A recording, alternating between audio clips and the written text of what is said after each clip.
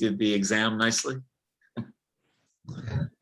And it's nice to be back, and especially now that we're going to be studying such a wonderful book, the Nectar of Devotion, Srila Prabhupada's summary study of the Bhakti Rasamrita Sindhu. So I'm just getting my notes up here. Just take a second.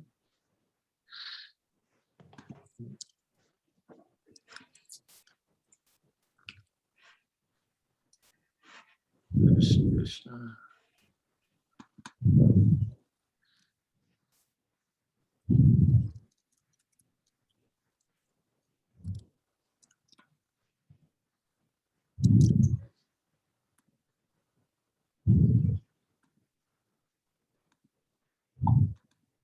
So today we're studying the preface of the Nectar of Devotion. Om Ajnanatimidandasya Gyananjana Shalakaya Chakshurun Militam Yena Tasmai Shri Gurave Namaha.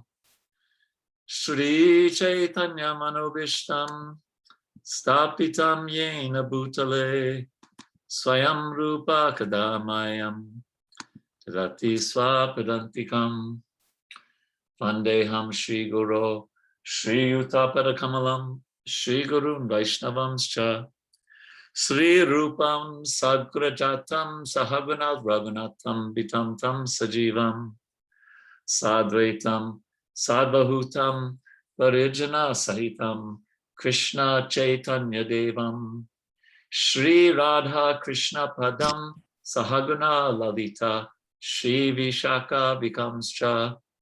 He Krishna Karuna Sindhu Dina Bandhu Jagatpate Gopesha Gopika Kanta Radha Kanta Namostute Tapta Kanchana Gorangi Radhe Vrindavaneshwari Vrishabhanu Sute Devi Pranamami Hari Priye Vanchakalpa Tarubhyascha Kripa Sindhubhyevacha Patitanam Bhavanebhyo Vaishnavebhyo Namo Namaha. Jaya Shri Krishna Chaitanya Prabhu Nityananda Shri Advaita Gadadhar Shivasari Gaura Bhakta Vrinda. Hare Krishna Krishna Krishna Hare Hare Hare Rama Rama Rama Hare Hare. Hare Krishna.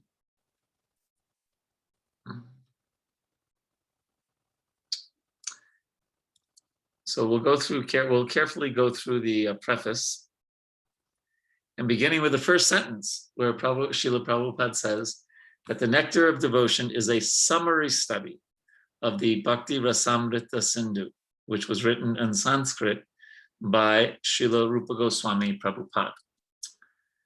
And Prabhupada writes somewhere else, he says that so at the time, Chaitanya Mahaprabhu personally gave him, meaning Rupa Goswami, instruction, what is this cult of bhakti? So for 10 days, and he took note of it. Later on, he placed this book in the form of Bhakti Rasamrita Sindhu. That is in Sanskrit. It will be difficult for you. Therefore, I have presented a summary study. And the summary study has come to 407 pages. If we would have elaborately described each and every verse, then it would have come to at least 1,000 pages. So this is a summary study, and we will be studying the Eastern division of the Nectar of Devotion, the first 19 chapters. At the end, I'll give an overview of the Southern, Northern, and Western divisions, but we'll only be studying and covering the first 19 chapters, and there's a reason for that, because this is the Bhakti Shastri class. It's the first degree.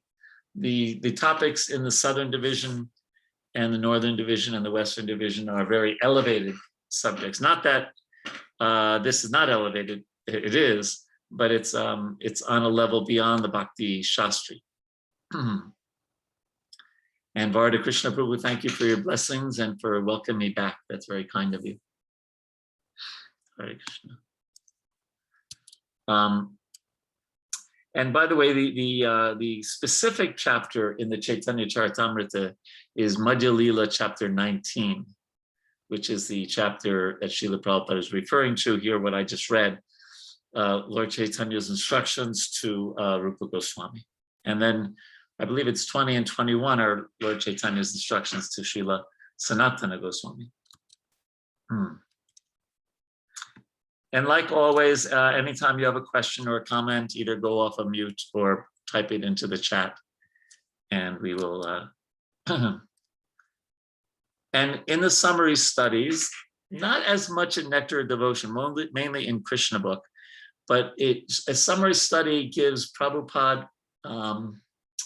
Well, the word I'd like to use is license. You know, he has the freedom to elaborate on some things that may not be in the original book or something like that for our understanding. And we see this sometimes especially in the Krishna book, where he'll have somebody like Lord Brahma quoting Krishna in the Bhagavad Gita, but actually Lord Brahma spoke that prior to that, but he's making the philosophical point and adding it in. So summary study, it gives the author, in this case, His Divine Grace, Srila Prabhupada, the freedom to make some adjustments for our benefit, not to concoct something, nothing like that, but to help our understanding. Okay. So then Srila Prabhupada goes on to explain how the Rupa and Sanatan were the Bhirakash and Sakara Malika, they were in the posts under the ministers of Nawab Hussain Shah. And Prabhupada makes a very important point here. He says a little later, they belonged to the highly situated Saraswata Brahmana community, but they were ostracized. So if somebody is on the computer, maybe you can look up the word ostracized and put the meaning in the chat. They were ostracized due to their acceptance of ministerial posts in the government of Hussain Shah. It is the grace of Lord Chaitanya that he accepted these two exalted personalities as his disciples and raised them to the position of Goswamis, the highest position of Brahminical culture. So it's interesting, right? So they were in the Saraswata Brahmin families. They were ostracized from that for taking up service in the rule of Hussain Shah, and then Lord Chaitanya elevated them above Saraswat Brahmin families, right? Onto the level of Vaishnavas. And here we go. Thank you, Chitta Paravinda Prabhu. Excluded from a society or group. Yes, so they were excluded from the Brahminical society. But Lord Chaitanya said, no, nothing doing. And he elevated them. And even more powerfully, in the next sentence, similarly, Lord Chaitanya accepted Haridas Thakur as his disciple, although Haridas happened to be born in a Mohammedan family. And Lord Chaitanya later on made him the Acharya for chanting the holy name of the Lord. And a lot of, I don't know if you're familiar with the Islamic faith at all, but the kind of mystic part of Islam is called Sufism. And it's understood that Haridas Thakur was in that community, which is actually quite an elevated community in the Islamic faith.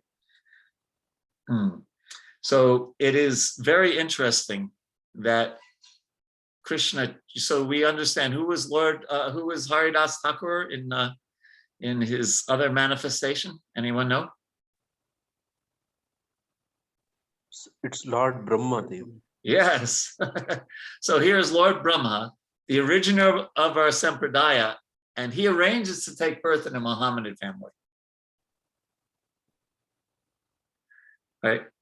Just so Lord Chaitanya can show that it is not by birth. We say guna karma vipagasa, right? By one's activities and one's qualities that you can know someone.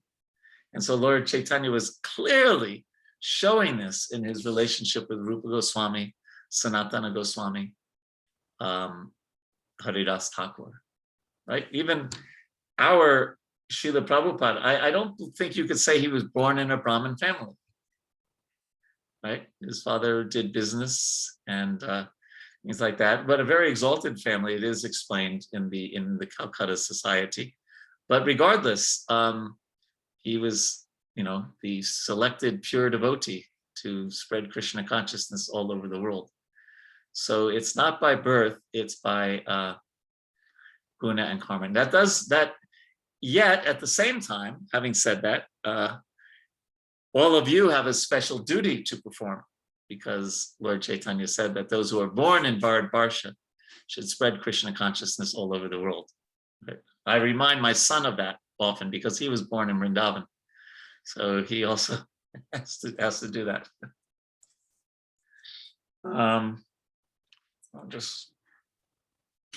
Okay.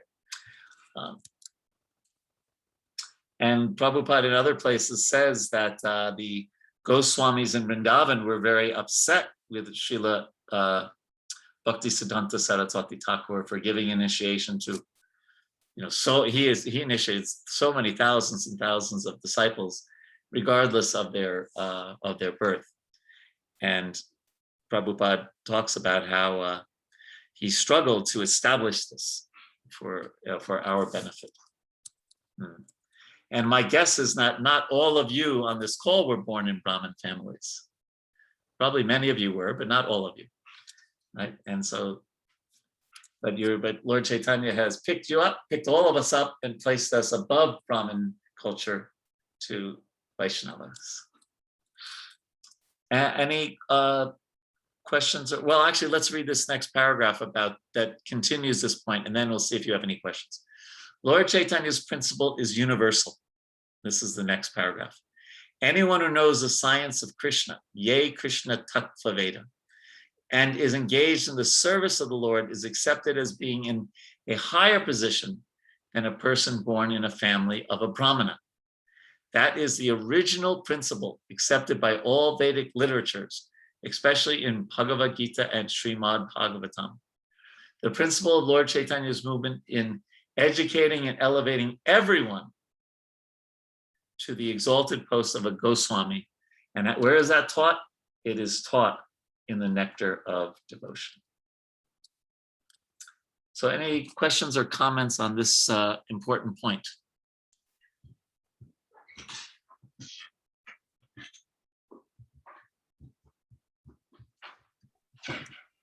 Prabhu, I have a question. Rasa Sindhu Girdhari Das here. Yes, Prabhu.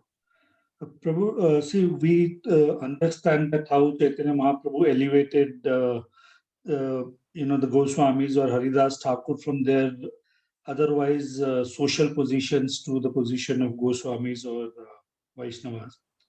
Why is it that our ritualistic systems don't accordingly accept those elevations? For instance, we know that Haridas Thakur was not allowed into Jagannath Mandir. He could not have darshan of Lord Jagannath.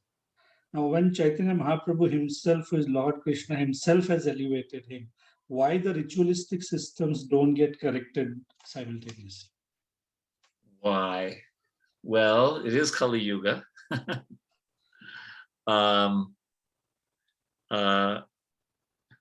It's a great question, Prabhu, because Maya gives us different ways to be diverted, right? Some ways are kind of obvious, right? Like not following the 4 regulated principles, or going and starting to eat meat or something like that. That's the gross things. But Maya can also take the point of something that seems Vedic, right? Like in the verse 45 of the 2nd chapter of the Gita, Trigunya Vishaya Veda Nistrigunya Pavarjana. Maybe if somebody wants to find that and put it in the chat. It says the Vedas mainly deal with the 3 modes of material nature. Rise above these modes, O Arjuna. Be transcendental to them. But many people become, I think the word in the Gita is Veda Vadarata. They're very attached to they just miss the point, miss the point. And that is also kind of understandable from a very philosophical viewpoint, because we are meant to love Krishna. And what our mind and senses do is they try to find any excuse other than being fixed in that identity. So one person may have this excuse that, I belong to another religion, or I belong to, I'm a fisherman, or I'm a this, or I'm a that. And another person might be, I'm a Paka Vedic person. just like in the Brahmanas, when Lord, thank you, Prabhu. The Vedas mainly deal with the subject matter of the three modes of material nature. Rise above these modes, O Arjuna, be transcendental to all of them, be free from all dualities and from all anxieties for gain and safety, and be established in self. Thank you, Prabhu. So in the pastime in the 10th canto of Krishna and Balaram begging from the Brahmanas, right? And what do the Brahmins do? Cello, right? Right. But then the Brahmins' wives were devotees. And they were like, what service can we do for you? So they were more exalted then. So Maya can come in all kinds of disguises. And of course, in this case, Haridas Thakur, he accepted the customs of the time. And as Chaitanya Charitamrita says, and as Prabhupada says in several lectures, but Lord Jagannath himself, in the form of Lord Chaitanya, would come and see him daily. And I don't know, I assume that, I think many of you have been to Puri. I assume that Patita Pavana Jagannath was available then as well, because I can't go into the temple. But no problem. I see there's for those who don't know, in the Singadwara, there's a smaller, deity of, or a relief of Lord Jagannath. And I take darshan of him when I go there. Fortunately, I can go to see Toda Gopinath, which is the deity that Lord Chaitanya entered into when he left this world. So, and even it's said in some places, you've seen some of the old pictures, that Haridas Thakur, being respectful of the times, he kept his Sufi vesh even then, but Lord Chaitanya still accepted him as a Namacharya. Is that all right, Rasa Sindhu Prabhu? Yeah, yes, Prabhu. Thank you. Very good question. Sadanand Keshva and Navina Gopika Mataji, they say, what is the position of the people who have descended from the exalted lineage of Brahmins, such as Bhrigu Kasyapa? Well, we offer all due respects, and their perfection will be when, to the extent that they are devotees. And of course, these are devotees. The lineage in previous yugas was very pure, meaning that, Kshatriyas married Kshatriyas, and and things like that. But in a proper society, we understand Kiva Vipra, Kiva Nyasi, Sudra Keneyo, Ye Krishna Tata Veda Se Guru Vai. That regardless of one's position, Brahman, Kshatriya, Vaishya, Sudra, if one is a devotee, and if they know the truth of Krishna, they can be a guru.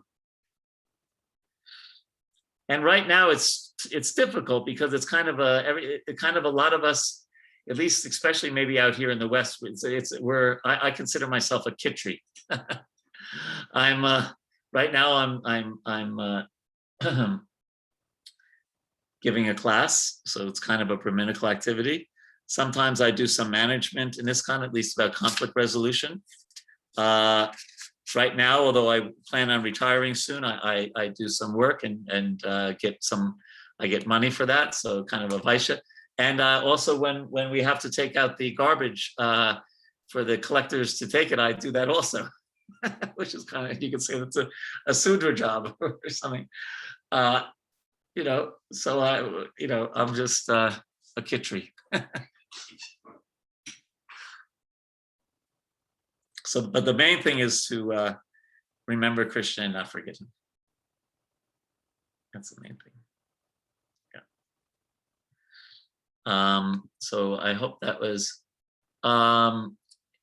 Haridas in Sufi dress? Well, my understanding, I just heard this from scholars, that, and there is that one picture. Have you seen that picture or painting of Lord Chaitanya? I think it's Pundarik Vidyaditi. Somebody, they're reading, not Pundarik Vidyaditi. Gadadhar Pandit is reading the Bhagavatam to Lord Chaitanya. And I think Rupa and Sanatan are there, and Haridas Thakur is in the background, and he has his beard in the background. So I understand that. I won't say that with 100%, but I believe there's some understanding that he maintained his Vaish. But regardless, it doesn't, Vaish or no Vaish, he was he was a Namacharya. Then Murari Madhava Prabhu says, is it possible to elevate a person born in lower gunas, previous bad karma, less intelligent, astrological, predicted to be a Sudra? Absolutely. Well, it means, well, what do you mean by elevated? Yes, they can become Vaishnava. It's we're going to find out in this book that well, we know already, right, from Chaitanya Charitamrita, Jivera Swarupahaya Krishnari Nityadas. Every jiva is Krishna Das. And also it said, I have to remember if it's in Nectar Devotion, Bhakti Rasamrita Sindhu or Chaitanya Charitamrita, that the Janmakar, the adhikar of just taking birth means that you have the potential to be a pure lover of Krishna. And we see in Lord Chaitanya's pastimes, for example, you don't have to be a big sannyasi. Prabhupada writes that most of Lord Chaitanya's followers were grihastas. Kolavesha Sridhar was a very, very bad businessman. He wasn't very rich. I believe it says that Chandrasekhar Acharya and who was the other great devotee in Puri? I believe it says that they were from Shudra families. I believe I'd have to check. I don't want to speculate. So, and Prabhupada would talk about that. I mean, someone born in the West is lower than a Shudra family, and he made those devotees into sannyasis. So yes, and also it says in the Shastra, right, you clap your hand 3 times in front of the deities and the lines on your hand change, meaning that karmani nidahati kintu ja bhakti bhajam, that bhakti cuts away at our karmas, including our prarabdha karma. This is our prarabdha karma, our body and the birth that took place and things like that. And so so does that answer your question, Murari Madhava Prabhu? Yes, Prabhuji. Thank you so much, Prabhuji. Yeah. Thank you. Hare Krishna. It's a very important point for Lord, because we just read this. Lord Chaitanya's principle is universal. It's universal. It's meant for everyone. Sarvatma snapanam, for sarva atma, all atmas. Param vijayate Shri Krishna Sankirtan. And now Brajeshwari Pran Mataji, how did Rupa and Sanatan Goswami get in touch with Mahaprabhu? Who introduced them? I heard they used to write letters to Mahaprabhu. After so many letters, no response from Mahaprabhu. Later he visited Ramakeli and gave his mercy. Well, gosh, that's a good question. It does say, just as you're saying, the next sentence, Lord Chaitanya met the two brothers, Dabir Akash and Sakara Malika, in a village known as Ramakeli in the district of Malda. And after that meeting, the brothers decided to retire from government service and join Lord Chaitanya.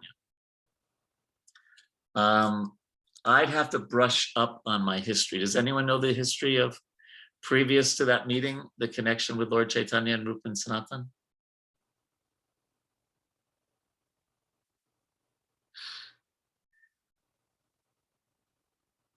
No. You know what? Maybe for extra credit, one of you should do that research and bring it next week and tell us. Okay. Why should I have to do the work? You should do the work. But I do know there is that beautiful story of Lord Chaitanya. I think it's in Puri. And Sanatan Goswami is outside. And Lord Chaitanya knows that he's outside and tells his servant, I think it's Govinda, to go bring there's a Vaishnava outside. And even then, so Sanatan Goswami was not in a Vaishnava Vesh because Govinda or whoever the servant was went outside and said, no, there was just some, I believe he said Muslim mendicant. And Lord Chaitanya, no, whoever it is, bring him in. And then the servant was shocked when he saw Lord Chaitanya embracing him. Maybe we can find that story. I just read that story recently. You can find that pastime for next week as well. It's a very beautiful pastime. Unless our Subandhu Prabhu is Pakka Brahmachari, he might know everything because he has a perfect memory.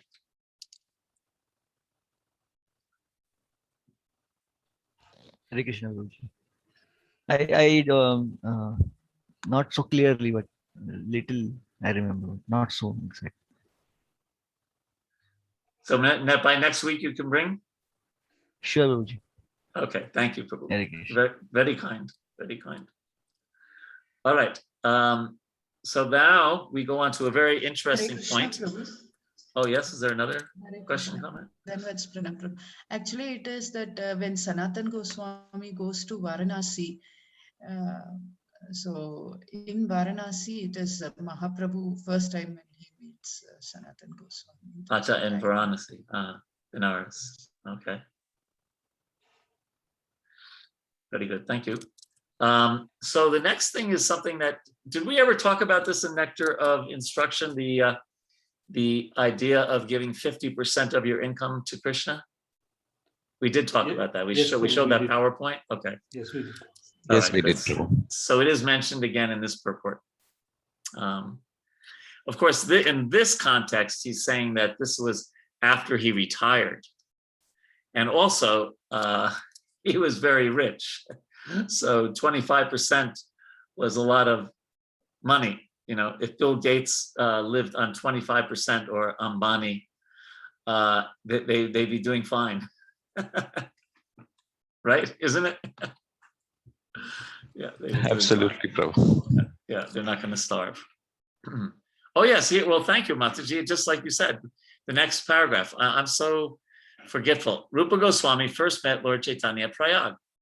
And on the Dashvamedha bathing ghat of the Holy Land, a holy city, the Lord instructed him continually for 10 days. And that is, as I mentioned, that is chapter 19. Okay. And then Prabhupada goes on to say a little later, persons engaged in the Krishna conscious movement may take advantage of this great literature and be very solidly situated in Krishna consciousness. And he also later, at the very end of this preface, says that this book is especially written for those who are in the Krishna conscious movement, because it is telling us how to love Krishna, right? Bhakti, Rasa, Amrita, Sindhu, the ocean, right, of the nectar, Amrit, right? Bhakti, Rasa, Amrita, the ocean nectar, the nectar of devotion. So it gives us the science of how to love Krishna. So I always found that this book gives me a lot of faith.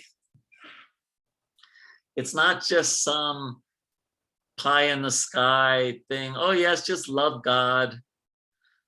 Well, how do you, but it gives very scientific details about how to love God, what to do to love God, what are the most potent ways to love God, the 5 most potent items of bhakti.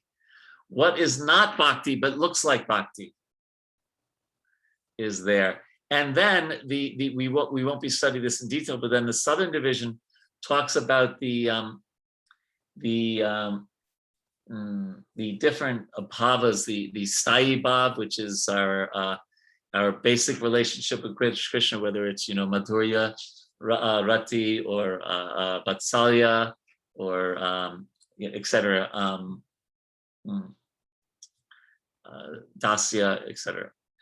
And then how those rasas, and then the different, we'll get into some explanation of it later, but just the point is very, very scientific explanation of just how to love Krishna.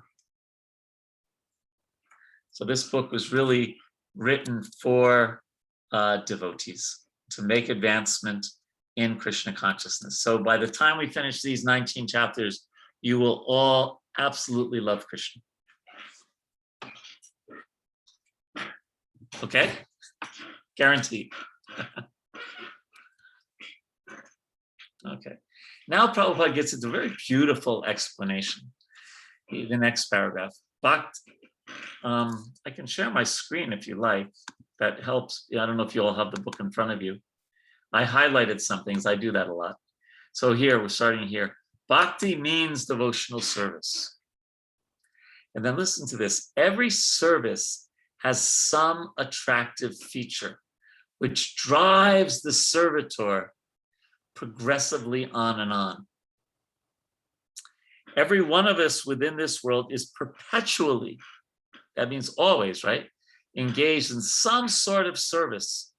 And the impetus for such service is the pleasure we derive from it.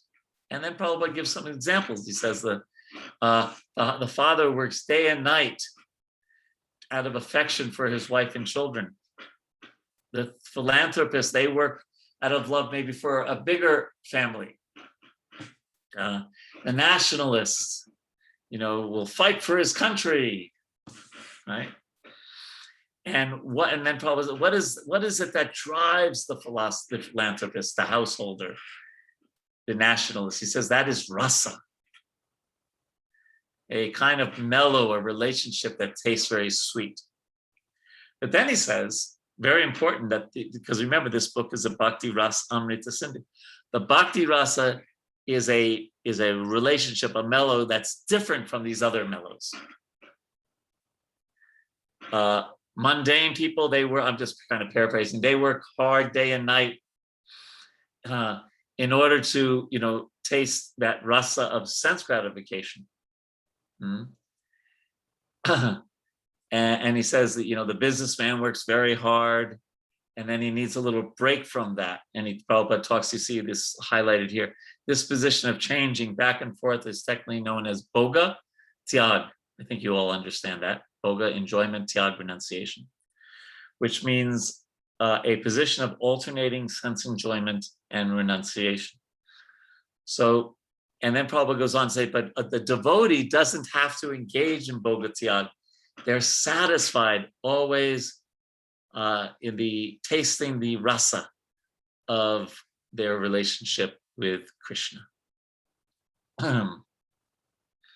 So therefore he says, a devotee relishes the presence of God by devotional service, whereas the atheist realizes the presence of God in the shape of death. At death, everything is finished, and one has to begin a new chapter of life in a new situation, perhaps higher or lower than the last one. In any field of activity, political, social, national, or international, the results of our actions will be finished at the time of death, with the end of life. That is sure. Okay, so that we know. If you, I don't know how many of you have children. But it's a whole process growing up, right? You grow up and you can't even clean yourself when you're a baby, and you can't even feed yourself.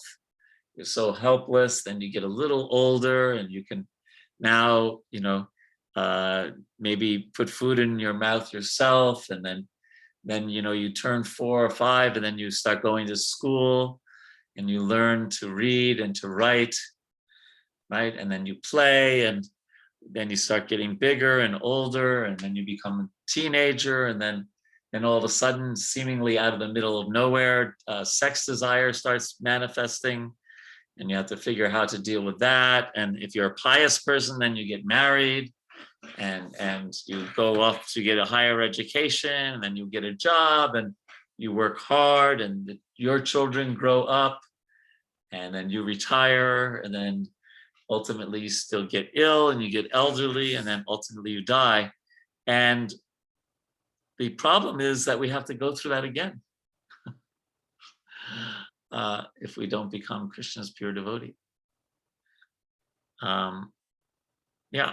And it's such a, it can seem like so nice. Babies are so cute and this and that. And we also hear about the challenges of being inside the womb of your mother and how that's no fun either. So it's really, it would be really great to get out of this cycle, samsara davanala, the forest fire of birth, death, disease, and old age. And then beginning in the next paragraph, Prabhupada tells us how to do that. Starting here. Bhakti rasa, however, the mellow relish in the transcendental loving service of the Lord does not finish with the end of life. It continues perpetually, and it is therefore called Amrita, that which does not die, but exists eternally. And then Prabhupada says that the Gita says that even a little advancement in bhakti rasa can save a devotee from the greatest danger, that of missing the human form of life.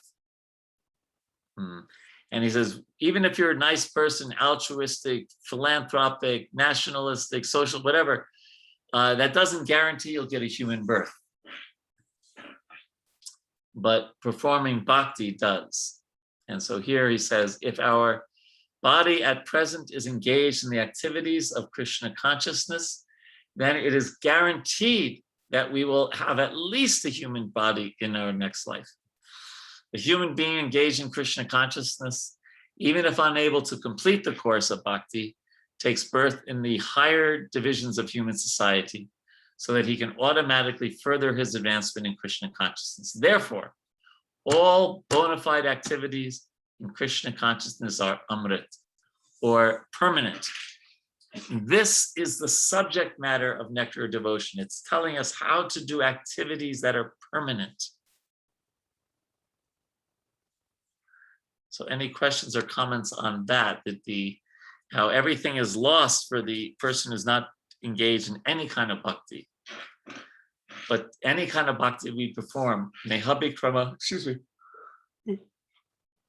nasosti pradyavayo navidite swapamapyasya dharmasya trayate mahatobaya.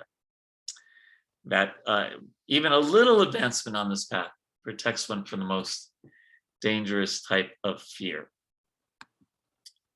So questions or comments on this point?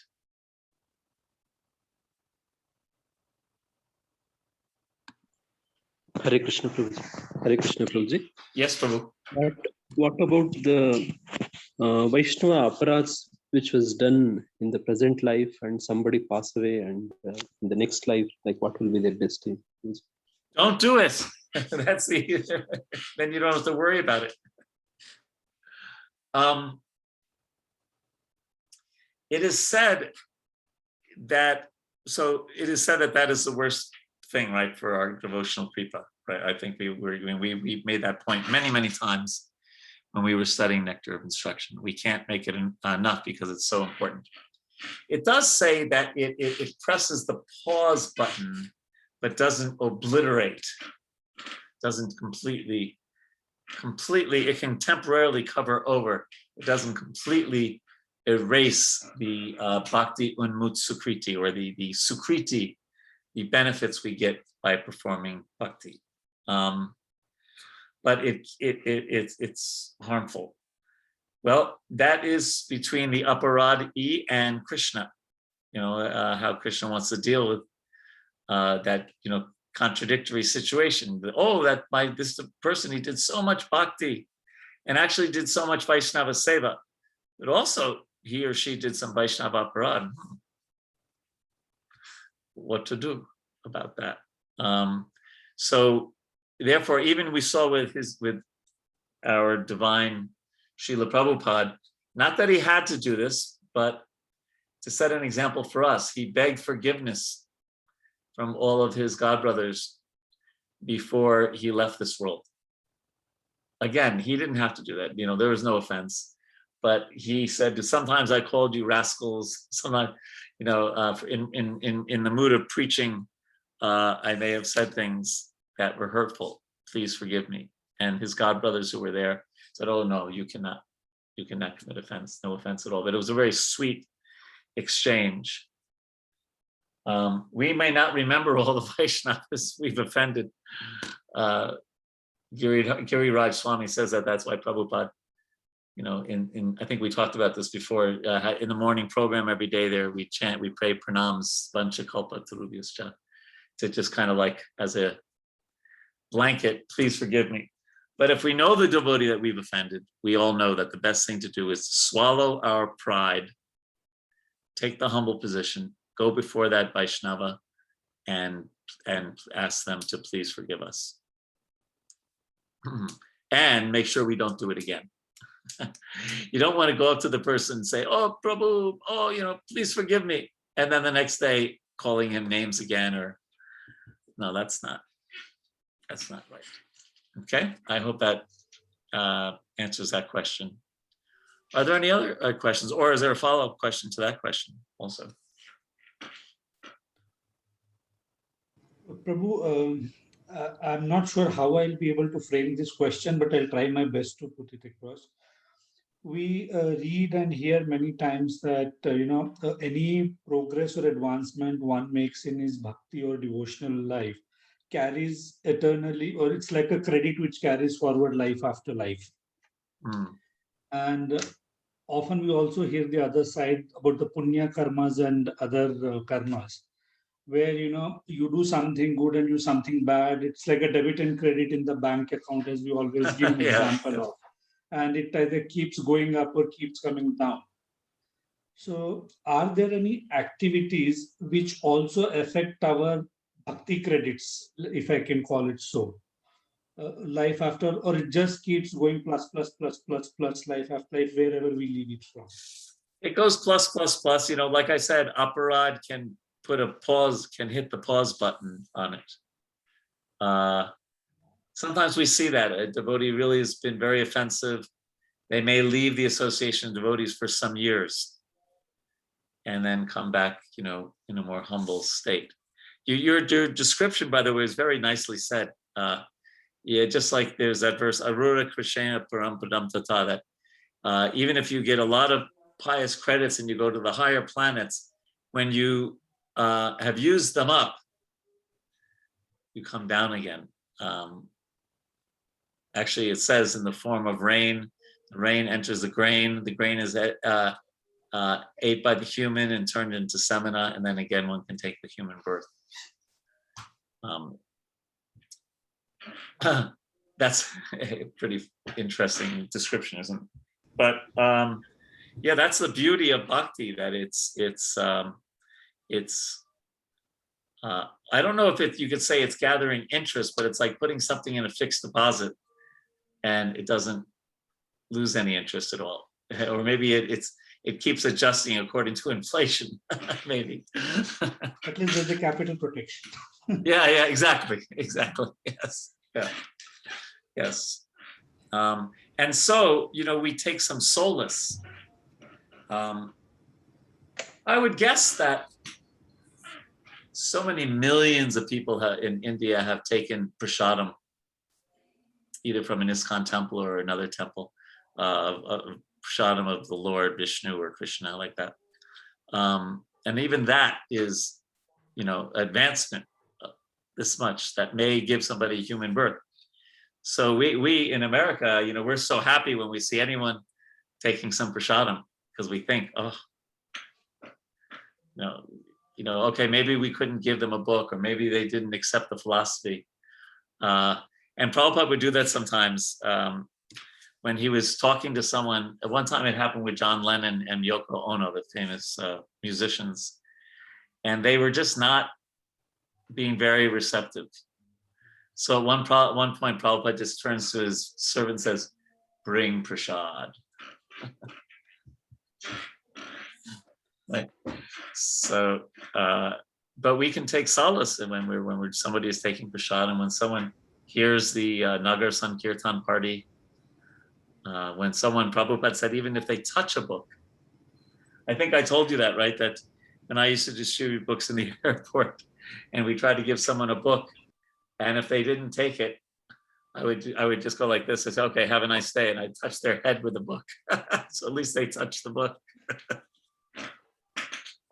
Because we were very innocent, and Prabhupada said even if they touch it, they make advancements. So we touch their head to the book. Is that all right, Prabhu? Sure, thanks. Hare Krishna. Hare Krishna. When the bhakti is incomplete, could you speak a little louder, please? when the bhakti is incomplete, they take birth again to practice Yeah. Bhakti Yoga. But in this Kali Yuga, the age is getting so much deteriorated. How does he get the opportunity to practice Bhakti? Well, luckily, ISKCON is there. And they can get that chance. But from another point of view, I think the way Prabhupada would probably, I can't read his mind, but how he might answer that question is, therefore get very serious. He might even say, why are you talking about not being successful? You're not serious. I can't say that, but he might say something like that. I could imagine Srila Prabhupada saying something like that. But it says in the Gita, Suchinam Shimitam Gehe Yogo Prashta Vijayate, that a little the yogi who falls away from the path after a little progress, Suchinam Shim is born either in a Brahmin family or a well-to-do family. But then in the next verse it says, but if he stops practicing after a lot of practice, then he's born in a Vaishnava family, which is higher than a Brahmin or a rich family. I was thinking, we have, I think many of you know Ambarish Prabhu. Very, very humble. He's amazing, right? Because he's come from such a famous family, the Ford family. He's such a humble Vaishnava. Oh my God, you would never know that he was this, well-to-do person, because he just stays in the background as much as sometimes he has to for the TOVP be up there and speak, but so his daughter is in our congregation, and you look at her and you can see this is a really, really pious person. You can just kind of tell when someone's face is very kind of pure looking, because she got both, right? She got born in a Vaishnava family and a well-to-do Vaishnava family. It's like she won the lottery, as they say in America. So she must have done a lot of amazing things in her previous life to do that. And she's a very active member of our community here, and a very, very good devotee. So let's carry on. Prabhu, a follow-up comment or question again on that. Like if a devotee who discontinues at an advanced stage, as you said, gets an opportunity to be born in a Vaishnava family. Haribol Prabhu, can you hear me? I think you've gone on a pause. We can hear you, Prabhu. I think Vraj Vihari Prabhu has his video has paused. Frozen. Yeah. Maybe we'll give it a minute. He'll be back.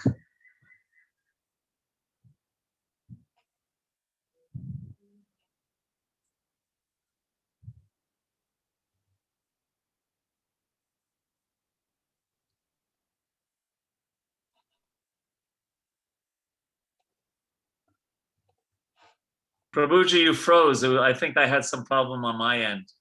Could you repeat your question, Rasa Sindhu Prabhu? Yeah, your video is still frozen. Acha, now? Now it's I'll come just. Okay. Now it's back, Prabhu. Yes, Yeah, just Acha. give me a moment. I'll just make him a co-host again. And Okay. Yeah. Ah, yes, Prabhu. spotlighted me. So yeah, Prabhu. So this devotee who discontinues at whatever stage and is born in a Vaishnava family. Now we do hear and read that many of Prabhupada's children themselves were not following or practicing Krishna consciousness, being born to such an elevated Vaishnava. So how do we understand a position like that? Well, every living entity has their free will. And we even see in Advaita Acharya, what to speak of Prabhupada, Advaita Acharya had 6 sons. And 3 of them were called Sara and 3 of them were called Asara, or useless. This is not my words. I would never say that. But these were Krishnadas Kaviraj Goswami. So everyone has their free will. And I can only say that maybe also Krishna is trying to teach us a lesson. Again, like in the beginning of the class today, that it's not by birth. It's, by guna and karma. But of course, someone born in Prabhupada's family, even if they don't externally seem to have practiced a lot of bhakti, who can imagine how fortunate they are? And Prabhupada, even when he was making his will, he made sure that they were taken care of financially. He didn't make them rich. If you see how much he set aside, it wasn't like lakhs and lakhs per month, but it was enough to get by. So yes, it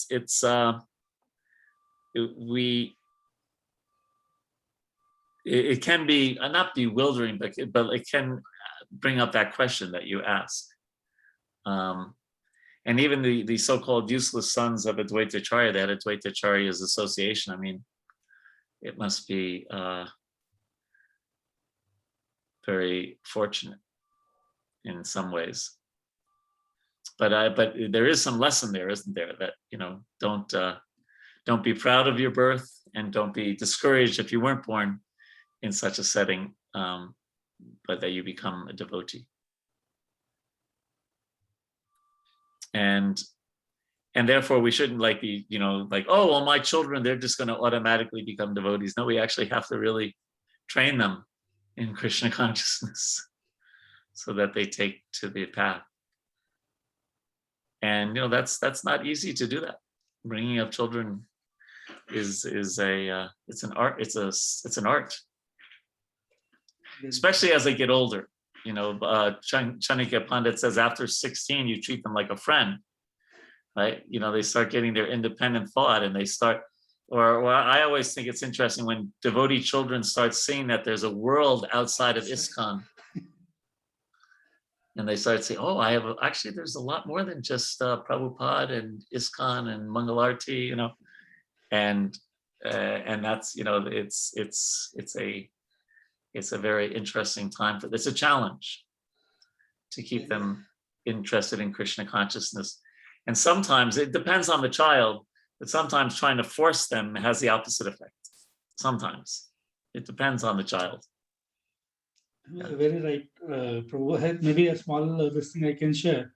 Like my daughter is becoming a teenager, and a couple of days back I was talking to her, and the subject came that I was a meat eater in the past. And so she said, you ate meat? I said, yes. And what's wrong in me eating then? Yeah. So I say, okay, you can eat, but you should see how they're killing it first and then prepare, and then you can probably try to eat. If that encourages you to eat after that. Yeah. You bring them to a slaughterhouse and they'll never want to eat meat again. Yeah, very good. Yes, they and especially now with smartphones and everything, the whole world is at somebody's fingertips. Yeah, it's even for me, it was my son. There was no internet in Vrindavan when he was growing up, and there was no smartphones. Didn't come out till he was almost 20. So, yeah, very different even then. Let's speak of now. The heart of, my wife was the school principal, the Gurukul principal. The heart, what the kids would try to do is sneak movies in on like an MP4 player. And they used to think that Mataji had eyes behind her head because she always seemed to catch them doing mischief. Funny. Okay, let's keep going. So, Prabhu, there's one question on the chat box. Okay, thank you, Prabhu. It is mentioned that devotee realize presence of God by devotional service, whereas the atheist realize the presence in the shape of death. So does that mean atheists remember Krishna at the time of death? No, it doesn't mean that. It just means that Krishna says, Mrityu sarva haras jaham, right? In Bhagavad Gita. Mrityu means death, right? Mrityu sarva hara, that everything is finished at the time of death. And that Krishna can be seen as death personified. So the way Prabhupada would sometimes say is, you have to bow down to God. Now you have two choices. You can either bow down voluntarily, go in front of the deities and pray and bow down, or at the time of death, everyone bows down. Everyone bows down. So no, but it doesn't mean that they just realize God in the form of death, but not like, they see a flute playing Krishna and remember Vrindavan pastimes and things like that if they're an atheist. And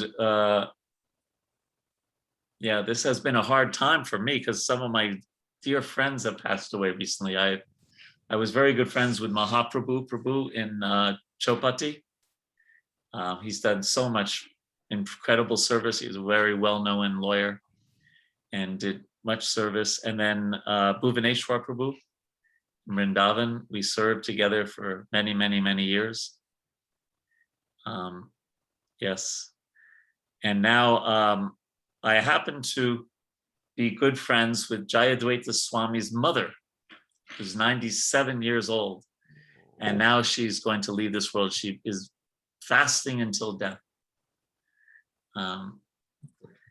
And so just seeing a lot of people leaving this world, such great souls.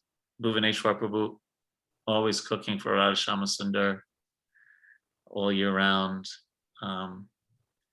Mahaprabhu just did so many different projects that he helped legally and things like that, including getting the land for the Govardhan ashram, right? Tamal Krishna Maharaj and Giriraj Swami built, and so many things. He did so much service. Okay, so now we can go on, yeah?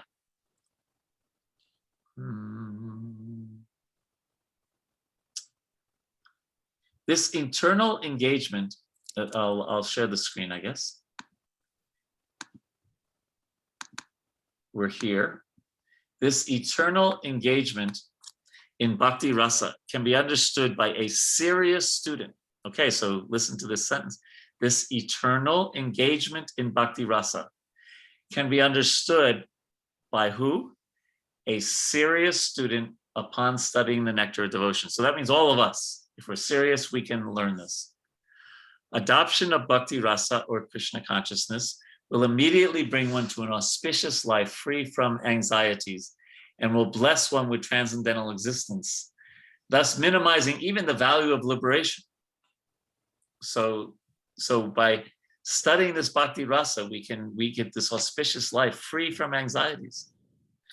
Bhakti Rasa itself is sufficient to produce a feeling of liberation. Because why? It attracts the attention of Krishna. Generally, neophyte devotees are anxious to see Krishna or God, but God cannot be seen or known by our present material blunt senses. The process of devotional service, as it is recommended in the Nectar of Devotion, will gradually elevate one from the material condition of life to the spiritual status, wherein the devotee becomes purified of all designations. So here Prabhupada is paraphrasing a very famous verse, Sarva Upadi Vinir Muktam.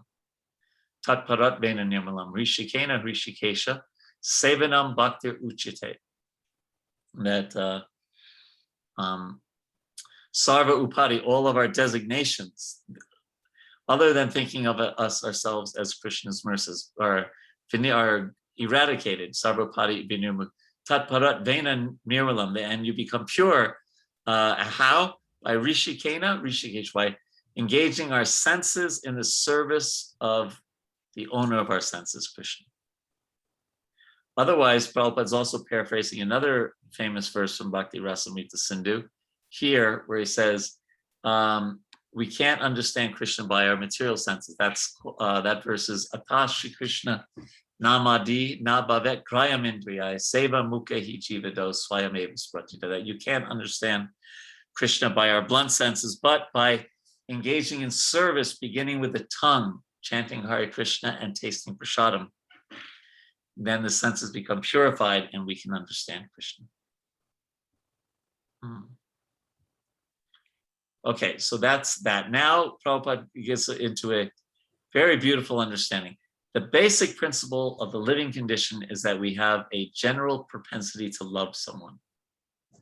All of us have a propensity to love someone. No one can live without loving someone else. This propensity is present in every living being. Even an animal like a tiger has this propensity, at least in a dormant stage. And it is certainly present in the human beings. The missing point, however, is where to repose, where to place our love so that everyone can be happy. And here he says that missing point is Krishna. And the Nectar of Devotion teaches us how to stimulate our original love for Krishna and how to be situated in that position where we can enjoy our blissful life. So we have a desire to love, but we're just looking for love in all the wrong places.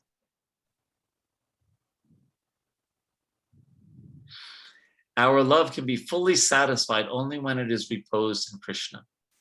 This theme of loving Krishna is the sum and substance of the Nectar of Devotion, which teaches us how to love Krishna in 5 different transcendental mellows. And those will be described later on in the Nectar of Devotion. But we know, right, conjugal love, paternal relationship, friendship, servitorship.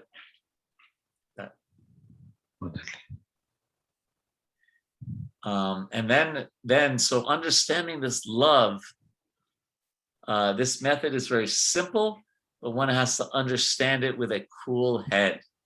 We have to really sit down, study this book, be in the mode of goodness, clear our mind of all the worries of the day and all the things at work that we didn't get finished, and the fact that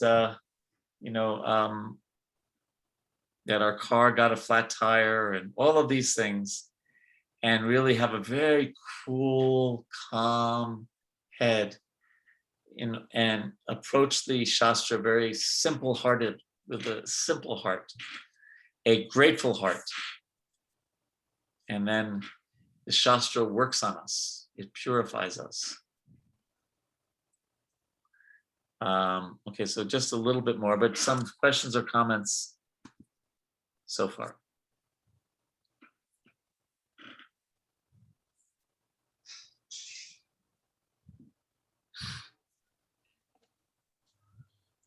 Prabhu, I have one question at this point. Yes, Prabhu. We of course hear that it's the the nature, the eternal nature of a living being, a living entity, to serve the Lord, to be a servitor. Mm-hmm. And here in this preface, we read also about is the eternal nature to love somebody. Yes. So either we love Lord or we keep loving anybody else, or try to keep loving anybody else. Yes. So we also hear that same thing, that our eternal nature is to serve somebody. Either we serve the Lord or we serve anything else. So how do we combine love and service together? Service is love. Or in other words, we should do service with love. So we should be careful not to just do the externals of bhakti, right? And Because what happens if we just say, work hard for Krishna, work hard for Krishna, work hard for Krishna? If we're not hearing about Krishna and thinking about him as we're doing our service, eventually it'll become work, work, work, and we'll forget about the for Krishna part. So we really want to, just like in the chapter 8, verse 7 of the Gita, where Krishna says, Tasmat sarveshu kaleshu, mam anusmara yudhyacha. He says, mam anusmara, remember me, with love, of course. And then yudhyacha, then Arjuna, do your service. In his case, it was yudhya, it was the fight. In your case, it's whatever, your work is. But we want to remember, but we want to do our activities with love. And that's why Prabhupada kept on, he didn't just call it devotion, he called it devotional service. We actively do things with a heart, with bhakti. And therefore, when we do that, then, worrying what other people think about us, or thinking, well, I'm working so hard for Krishna, what's he going to do for me? And, all of these other thoughts slowly disappear as we just focus on doing something for the pleasure of our spiritual master, for the pleasure of the Vaishnavas, for the pleasure of Krishna. It's such a interesting phenomena that it's, I think the word is counterintuitive, that the less you think of your own enjoyment, the more you enjoy. The more you're focused on someone else's enjoyment, in this case, Krishna's and Guru and the Vaishnavas, the more you think about their enjoyment, the more you enjoy. And the more we just go after our selfish enjoyment, it's just a little out of our grasp. We can never fully get it.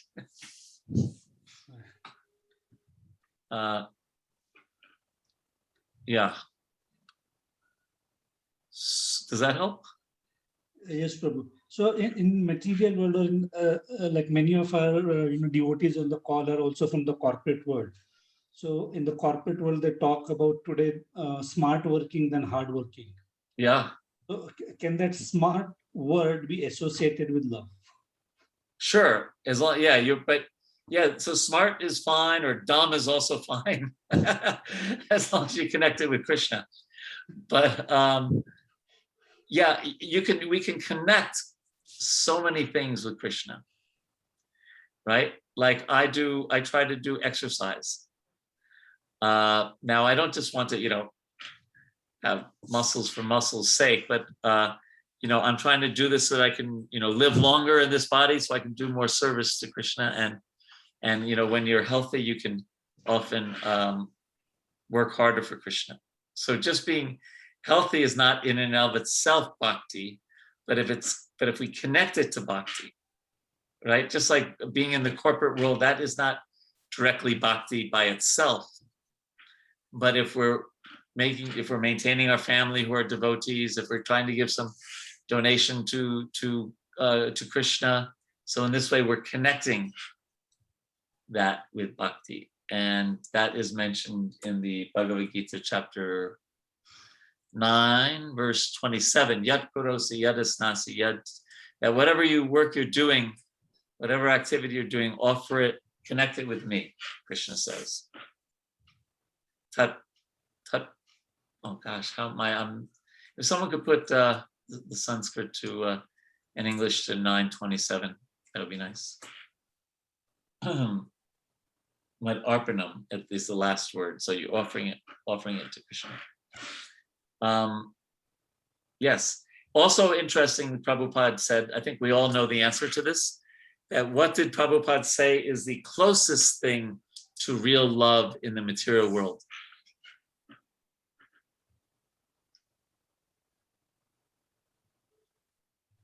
Who wants to say? For the child. Yes, thank you, Varada Krishna Prabhu. The love of a mother for his child, her child. Yes. Yeah, the love of a mother for her child. Yes, that's the closest thing, because it's close to selfless, isn't it? The child's waking up in the middle of the night.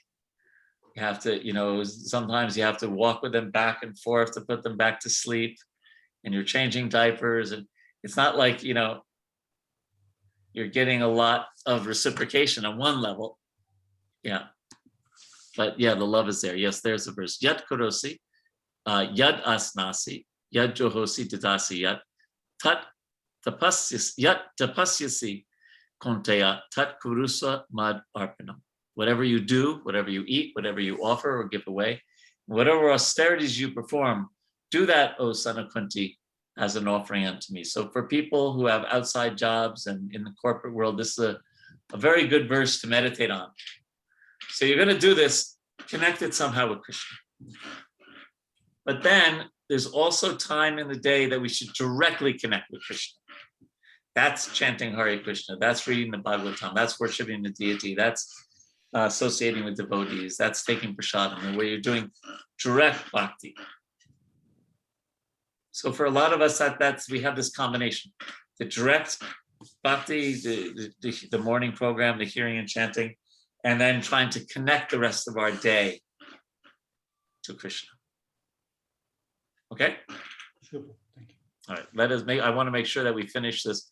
I don't know. I didn't worry about it too much. I think I got one criticism in the Nectar of Devotion instruction that I sometimes answered so many questions in different tangents. But actually, as long as we cover the material that we said we would cover. So today we said we'd cover the preface, and we're going to do that. So I'm very happy and want to encourage your questions. I find that in the questions and answers, a lot of things come to light. Okay, so just a little bit more in this. It is like, so worshiping Krishna is like pouring water on the root of a tree or supplying food to one's stomach. So such a simple metaphor and so nice, right? That, you may be an altruist or you may open up hospitals or this or that, but that's, if it's not connected with Krishna. That's like, pouring water on the leaves. But if we focus on giving pleasure to Krishna, then it's very natural that we will help all of humanity. And even more than humanity, will help all species. So the Nectar of Devotion will teach us how, here, this is what I'm reading here, how to turn the one switch that will immediately brighten everything, everywhere. One who does not know this method is missing the point of life. That's a powerful statement, isn't it? Nectar of Devotion will teach us how to turn the one switch that will immediately brighten everything, everywhere. One who does not know this method is missing the point of life. Prabhupada used to give that beautiful example of so many zeros, right? If you have 9 zeros in a row, they're still all zeros. But if you add Krishna, the one, then it becomes 1 billion. So one who does not know this method is missing the point of life. And then Prabhupada says something I think is very powerful here. The root cause of our dissatisfaction is that our dormant loving propensity has not been fulfilled despite our great advancement in the materialistic way of life. And then previously he talked about America, but now I find that the comforts in India are practically on the same level as America. So times have changed a lot. When I first moved to India, I think one person in all of Vrindavan had an air conditioner. And that was 1988. And the best you could get is one of those swamp coolers, those big boxes that go in your window, and the electricity went out, I don't know, 4 or 5 hours a day in Vrindavan. And there weren't generators in that time. But now air conditioners, heaters, generators, when I came to India also, I think there was only, ambassadors, Maruti 800, and that huge Contessa, It was like a boat, not a car. It was so big. And then I think that little Maruti van came along, and then different other cars, right? My favorite car is still the Ambassador. It's like the safest car. It's like a German tank. You know? But now everything, and we used to have to bring some, like if we wanted to have pasta, we'd have to, when I came back from America, I'd have to bring a suitcase full of pasta. Now you get it anywhere. So this preface now pretty much is for the metros, at least in India, as much as in the West. So continuing, the Nectar of Devotion will give us practical hints how we can live in this material world perfectly engaged in devotional service, and thus fulfill all our desires in this life and the next. Now listen to this. The Nectar of Devotion is not presented to condemn any way of materialistic life, but the attempt is to give information to religionists, philosophers, and people in general how to love Krishna. One may live without material discomfiture. That means, saying it in the positive, one can live comfortably, but at the same time, he should learn the art of loving Krishna. At the present moment, we are inventing so many ways to utilize our propensities to love, but factually we are missing the real point, Krishna. We are watering all parts of the tree, but missing the tree's root. We are trying to keep our body fit by all means, but we are neglecting to supply foodstuffs to the stomach. And listen to this sentence. Missing Krishna means missing oneself also. So you don't have to even perform great austerities, but you do need to learn the art of loving Krishna.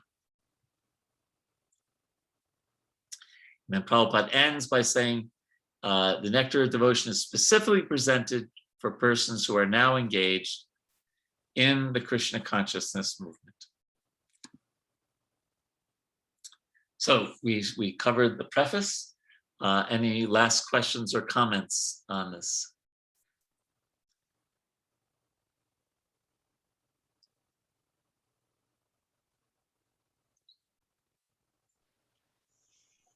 Prabhu, I have one more question. It's like a follow-up question from our earlier discussion. Oh, wait. Varda Krishna Prabhu went off of mute. Maybe he wanted to say something first. Yes. Prabhu, see, I don't know. It's kind of little bit out of the syllabus. But okay. I can't for you, we will make any exception. But I can't think of a better person to pose this question than you. See,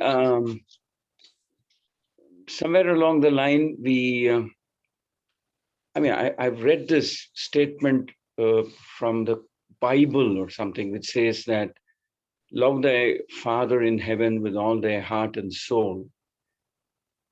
Now, can we stretch that line a little bit or say that there are portions in the Bible which kind of speak the same language of love that is there in the Nectar of Devotion or in the teachings of Lord Shiva? Yeah. Can we? Yes, we can. Prabhupada would often say that. I'm sure any of us who are familiar with Prabhupada's books, he will sometimes speak. I'm going to put you on mute because I think I think you can hear me better now. Afterwards, you can go off of mute anytime, Prabhu, to speak. I think we discussed this before, but maybe not. Prabhupada would often say that anyone that's teaching love of God is bona fide. And in the early initiations, and when Prabhupada was explaining the first offense against the holy name, to blaspheme the devotees who have dedicated their lives to the propagation of the holy name of the Lord, he would include Christians, Jews, Mohammedans in that, to not blaspheme, because he would consider them devotees also, and it would be namaparad to blaspheming them. And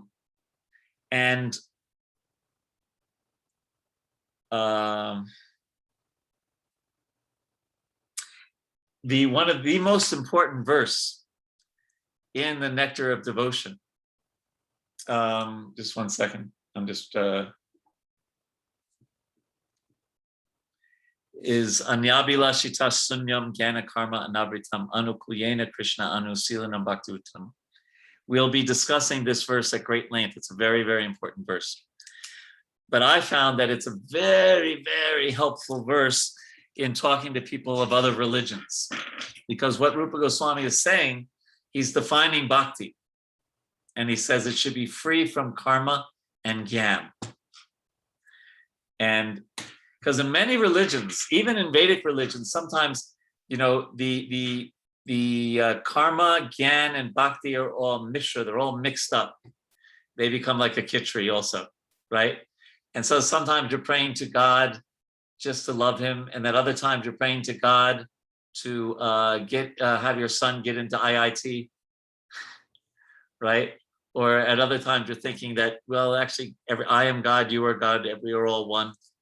You know, so there's this mixture. And Rupa Goswami is such a genius that he very carefully separated karma, gyan, bhakti. And I found in talking to other people of other faiths that just explaining to them that real love is bhakti, and it's free from karma and gyan. So even in your own practice, try to avoid karmic and jnana approaches to your religion and focus on bhakti. Sometimes Prabhupada was very affectionate. You know, we see the video of him chastising Cardinal Danielu. Yogeshwar Prabhu is translating from French into English. And later Prabhupada gave one reason why. He said that he could smell the liquor on his breath. But then at other times, he was once in Australia and he met some Christians Christian ministers that he thought were very sincere. And he was showing them an article about the Rath Yatra festival. And he handed the man the article in the paper. And the man said, "Oh, I'm sorry, I left my reading glasses in my car. I can't read this." So Prabhupada gave the man his reading glasses. And the man tried them on. And he said, "Oh, this works perfect." And Prabhupada said, "Yes, birds of a feather." So he really had a beautiful rapport. And then another time, a devotee asked Prabhupada, "Prabhupada, are these different philosophers? Are they Krishna conscious? You know, is Socrates Krishna conscious? Is Aristotle Krishna conscious? Is Hegel Krishna conscious?" And Srila Prabhupada's answer was, their sincerity is their Krishna consciousness. Their sincerity is their Krishna consciousness. Now we know at other times Prabhupada would talk about the exclusive, exalted nature of Gaudiya Vaishnav Siddhanta, right? Because he'd say, we know Krishna's address, we know Krishna's phone number. You know, there's no book like, no other religion has a book like the Bhakti Rasamrita Sindhu, for example, that talk about, you know, you can become a lover of God, you can be the parent of God. You know that God has a parent that chastises him when he steals butter. I mean, who?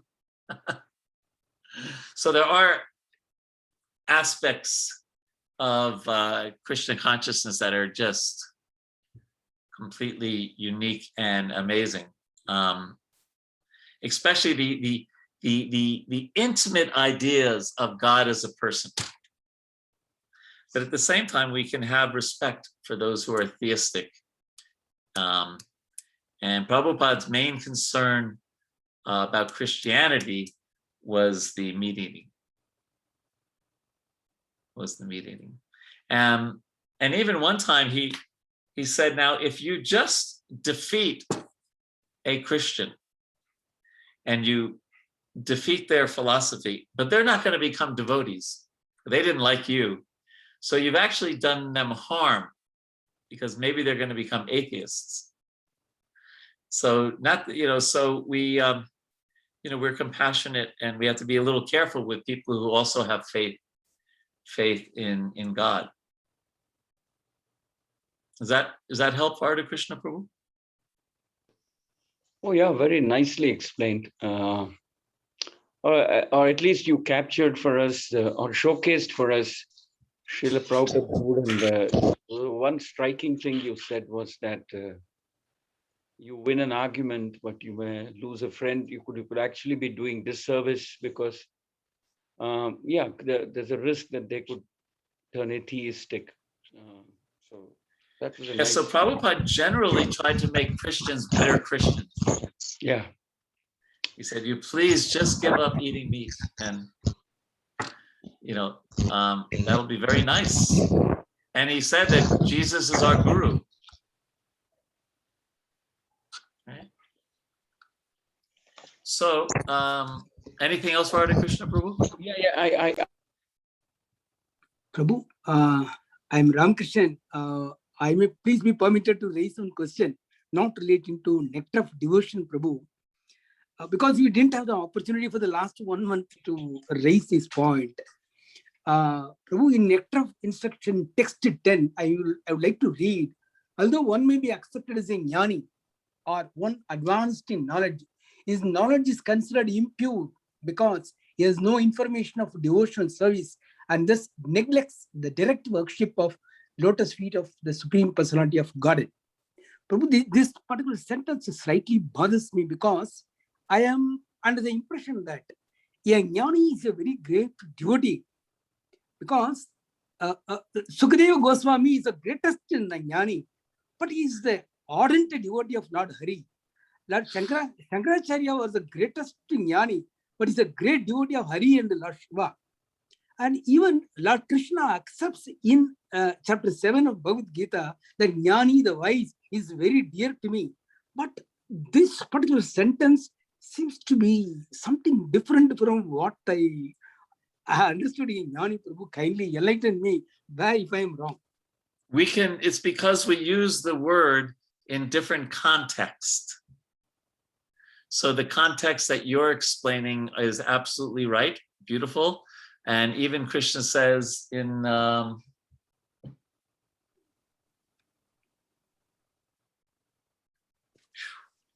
gosh, I'm trying to remember where it is. It's verse 19. Is it 7? I think it's 7:19.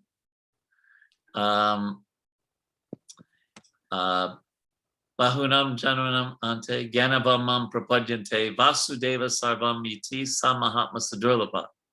After many, many births and deaths, the Jnani who becomes a devotee understands that Vasudeva. So the Jnani that becomes a devotee, no problem.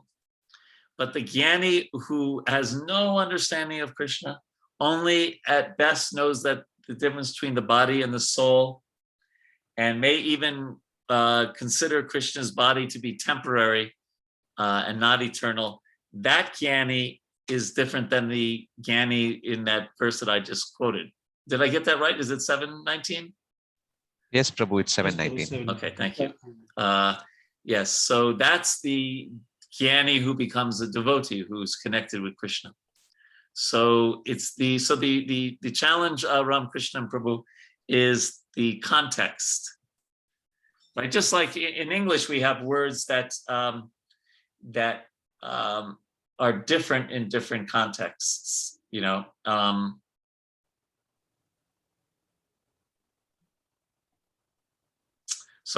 so many words. I'm just, the word program, sometimes we say, Prabhu, what's your program? And that in ISKCON means, like, what's your sadhana, right? Or there's a computer program, right?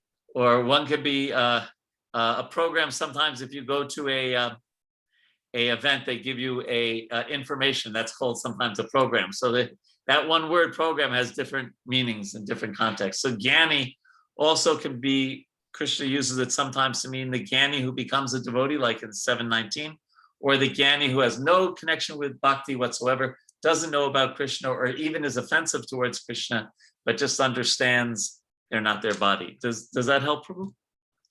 But that means, Prabhu, that there can be some jnanis who don't have any devotion at all. That's what it means? Do you mean say that? Pakka. They only have knowledge that they're not this body. They may understand like chapter 2, verse 11 to 30 of the Gita, Bas, which is all about how you're not your body. Yeah. But the good thing about a Jnani is if they really understand they're not their body, they may also understand that they shouldn't be absorbed in sense gratification. So if a person is like that and then they meet a devotee, then it's like, probably like taking a match to dry grass. It catches fire very quickly. So that's the advantage of a Jnani. But you need to come in touch with a devotee to connect your Gyan to Bhakti. And we are 2 minutes over time, and I want to be very, very respectful of all of your time. So if you have other questions, please keep them for next week, but please read the introduction. We'll be covering the introduction next week. Sorry, Prabhu, I think Varada Krishna Prabhu was actually I'm sorry, Varada Krishna Prabhu. And then we had to. Sorry, Prabhu. Varada Krishna Prabhu, over to you. Yeah, with everybody's permission, let me stretch it by another couple of minutes. See, there's one thing that really struck me about what you told today. That you mentioned that kind of you pray for others or you wish for others before you wish for yourself. I thought that was a pretty profound thing to say, because basically you turn the whole concept of prayer on its head, a whole 180 degrees, and then you say that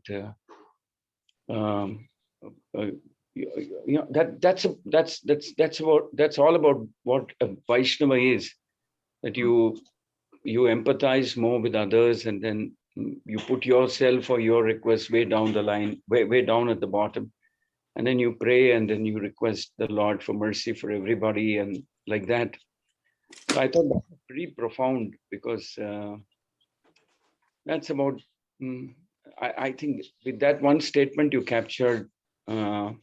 I would say it's as good as a secret on how to attract the mercy of Vaishnava's Guru and the Lord. So it's very impressed by that thing that you said. It's an open secret, but a secret nonetheless. And the other thing is, I don't know, for whatever reason you took a longish break. I hope you accomplished whatever you wanted to in this period, but we're happy to have you back again. I'm very happy to be back. Yeah, and sometimes I sit back and I just relish watching all my colleagues here asking such wonderful, sincere questions. And I feel blessed that I'm in the association of such very, very sincere seekers of the truth. And I'm sure they're feeling very blessed that such a senior devotee is attending with them. Absolutely. I don't feel like that when I sit in your class. I feel like the clock turns back 20, 25 years back. It's listening like I did those days. I don't feel senior in that sense. So, and also I can't think of somebody more gentle and so, what can I say? Very soft-hearted Vaishnava and erudite at the same time to take us to the next level. I'm very grateful to you, Prabhu, and happy to have you back. Thank you, Varada Krishna Prabhu, and thank you to all the devotees. And so please read very carefully the introduction. Achyuta Padarvinda Prabhu, do we have the the homework questions for them for Nectar Devotion? Yes. Okay. So we will be doing the homework a week in advance so that they are already prepared for the class to attend. Very good. Class. Excellent. So we will Thank you so much for all the organization of you and your colleagues for that. Thank you. So we will see you all in what is it? 12. 6 days. So 12 will not have class. now. Yeah. So Prabhu, 12th will not have the Oh, class. We will have it on the 19th. Yes, because the reason is I'm going to New York Rath Yatra. Yeah. And we have about 1,000 devotees on Harinam in the heart of New York City. Wow. The night before Rath Yatra. And this, after COVID, this will be the first time devotees have come together for a Maha Harinam. So I'm going to attend that. So 2 weeks from now. Yes. Okay? Yes. Vancha kalpa tarubhyascha, kripa sindhubhyeva cha, patitanam pavanebhyo Vaishnavebhyo namo. Srila Prabhupada ki jai, Srila Rupa Goswami Prabhupada ki jai. Jai. Hare Krishna. Hare Krishna. Thank you, Prabhu. Thank you. Hare Krishna. Thank you, Prabhuji. Pranam. Hare Krishna. All the Devotees, I can. Please hold, if there are any announcements, we'll just take, others can still stay and call for a couple of more minutes. Yeah, just a few more minutes. A few announcements. The first one is those who have not completed the final papers, that is the open book papers and the assignment for text 9, 10, 11, please do so as soon as possible. We are giving time till the 19th of June to complete that assignment, especially the open book. The recitation is shloka recitation also. We wanted to complete this week, but we want to complete the shloka recitation by the 12th, that is next Saturday. But the open book questions, please do complete it by the 19th. Otherwise, we have got instructions that we will not be able to allow devotees to continue with the second module, which is Nectar of Devotion. And that's really, really wonderful subject matter to be all engaged with. So my sincere request on behalf of the organizing committee, please complete all of these assignments at the earliest. We have taken a long break purely to accommodate, and I'm sure every one of us have had family exigencies in dealing with this pandemic. So we respect that and we support, and that's the reason why we have almost taken more than a month and a half to reconvene this. So please make sure that you have done your assignments well in time. The other thing is we also posted the Lakshmi part of it, which is to pay the first installment for 1,000 rupees to your circle leaders. And we will credit that into the account, and also some contribution to His Grace Vraj Vihari Prabhu for providing us this wonderful experience and hearing about Sri Krishna. That's pretty much what we had. Rasasinda Prabhu, any other points to be added, or Varaha Prabhu, anything else to share? No, Prabhu, I think you have covered all the points that I had in my mind. So. Okay. Thank you very much. Hare Krishna. Let us chant the Hare Krishna Mahamantra for all our spiritual progress and wind up for today's session. Krishna, Hare Krishna, Krishna Krishna, Hare Hare, Hare Rama, Hare Rama, Rama Rama, Hare Hare. Thank you so much. Thank you very much. Thank you. Hare Krishna. Hare Krishna. Dandavat pranam. Dandavat pranam.